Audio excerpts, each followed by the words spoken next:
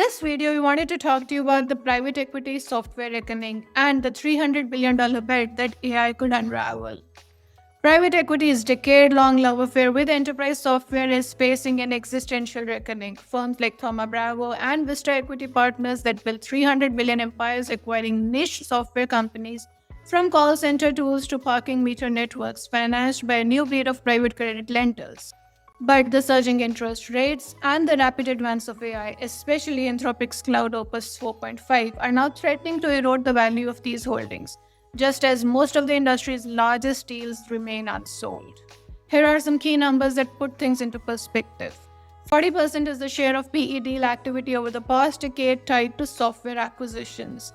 300 billion is the combined assets under management of Vista Equity Partners and Thoma Bravo, up from 3 billion pre-GFC.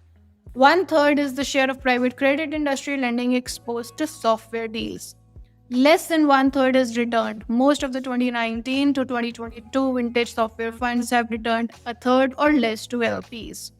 More than 60% decline. Public software valuations have fallen from 20x plus revenues to well below that level.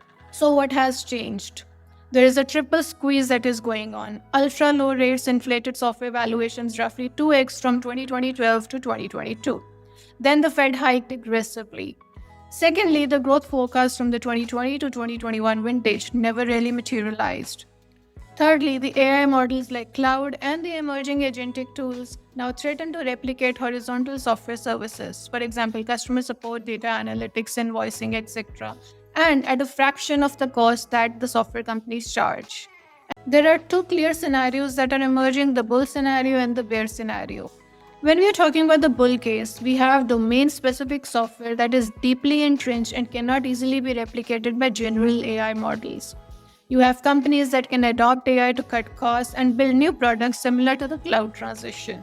However, when you're talking about the bear case, you have capital that was deployed at peak multiples during the 2020-2021 phase.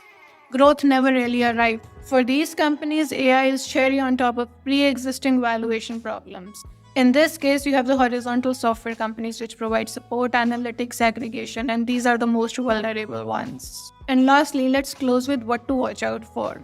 First and foremost is the refinancing wall from 2027 to 2029. The real stress test comes when the 2020 to 2022 vintage deals need to be refinanced at higher rates and lower valuations. Secondly, the LP returns. Pension funds, endowments, and retirees have massive exposure to this.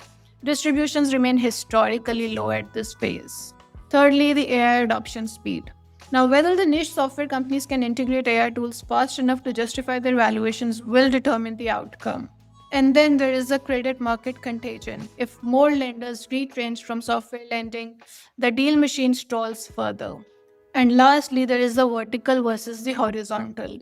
Here we need to watch out for divergence. Healthcare and banking software may hold up, while generic customer experience analytics and invoicing tools face the sharpest disruption.